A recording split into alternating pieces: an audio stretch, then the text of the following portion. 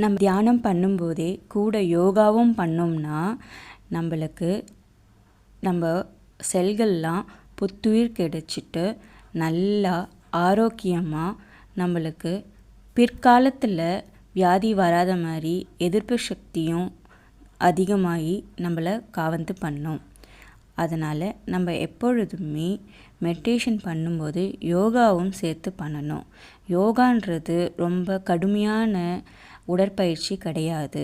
அது வெறும் சின்ன சின்ன ஸ்ட்ரெச்சஸ் மட்டும்தான். ஸ்ட்ரெச்சஸ்னால் கை காலை கொஞ்சம் நீட்டுறது, மடக்கிறது, அது பொறுமையாக செய்கிறது. அப்போது என்ன ஆகும்னா செல்கள் எல்லாமே கொஞ்சம் தளர்வு ஆகிட்டு ரெஃப்ரெஷ் ஆகும். அது ரெஃப்ரெஷ் ஆகும்போது நம்மளுக்கு ஆரோக்கியம் மேலும் கூடும். அதே மாதிரி ஹீலிங் ப்ராசஸும் நடக்கும்.